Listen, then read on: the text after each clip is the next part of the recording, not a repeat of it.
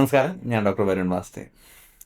പലപ്പോഴും ക്ലിനിക്കിൽ വരുന്ന തലവേദനകൾ അലർജീനെ കൊണ്ട് സൈനസൈറ്റിസിലേക്ക് പോയിട്ടുള്ള തലവേദനകളുണ്ടാവും.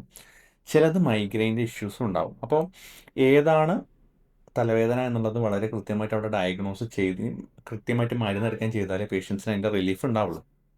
അപ്പോൾ നമുക്ക് ചില സിംറ്റംസ് നോക്കാം. ഓക്കെ, സൈനസൈറ്റിസിൻ്റെ ചില സിംറ്റംസ് നോക്കാം. അതിനൊപ്പം തന്നെ മൈഗ്രെയിൻ്റെ കാര്യവും നമുക്ക് സംസാരിക്കാം.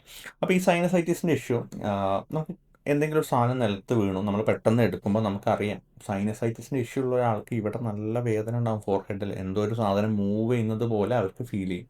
അതുപോലെ തന്നെ അവർക്ക് കണ്ണിന് അടിയിലും പുരികത്തിൻ്റെ മേലെയൊക്കെ അവർക്ക് വേദന ഉണ്ടാകും. ചില കേസിൽ നമുക്ക് കാണുമ്പോൾ തന്നെ അറിയാം ഇവിടെ ചെറിയൊരു പുരികത്തിൻ്റെ മേലെ ചെറിയൊരു തടിപ്പ് പോലെ തന്നെ അവർക്ക് നല്ല കൂടുതലുള്ള ആൾക്കാർക്ക് കാണാം. ഇവർക്കൊരു ഫാമിലി ഹിസ്റ്ററി നമ്മൾ എന്തായാലും ഇവരുടെ അടുത്ത് ചോദിക്കേണ്ടതുണ്ട്. കാരണം അലർജീൻ്റെ ഒരു ഫാമിലി ഹിസ്റ്ററി ഉണ്ടെങ്കിൽ ഇവർക്ക് സൈനസൈറ്റിസ് ഉണ്ടാവാനുള്ള പ്രോബബിലിറ്റി കൂടുതലാണ്. അതുപോലെ മൂക്കിന് ബെൻഡ് ഉണ്ടോ എന്നുള്ളത് നിങ്ങൾ ശ്രദ്ധിക്കണം.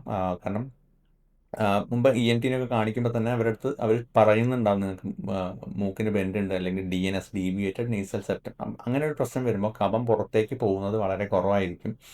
ഈ സൈനസ് റീജിയനിൽ കഫം കെട്ടി നിൽക്കാനും തലവേദന ഉണ്ടാക്കാനും സാധ്യത കൂടുതലാണ്. തണുത്ത ഭക്ഷണങ്ങൾ കഴിച്ചു കഴിഞ്ഞാൽ തലേൻ്റെ ഭാഗത്തും ചിലപ്പോൾ കഴുത്ത് ഭാഗത്തേക്കൊക്കെ വേദന കൂടാം. നല്ലവണ്ണം എണ്ണ തേച്ച് കുളിച്ചു കഴിഞ്ഞാൽ തലവേദന ഉണ്ടാവും. ഇങ്ങനത്തെ കാര്യങ്ങളൊക്കെ സൈനസൈറ്റിസിൽ വളരെ പ്രോമിനൻ്റ് ആണ്.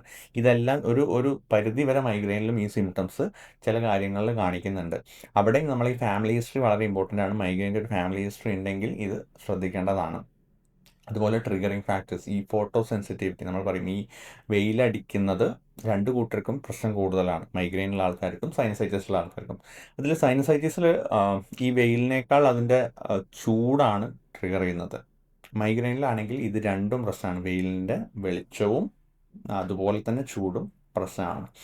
അപ്പോൾ ഏതാണ് നിങ്ങളുടെ അസുഖം എന്നുള്ളത് വളരെ ക്ലിയറായി മനസ്സിലാക്കി മെഡിസിൻ എടുത്താൽ മാത്രമാണ് അതിന് പെട്ടെന്നൊരു റിലീഫ് ഉണ്ടാകുന്നത്.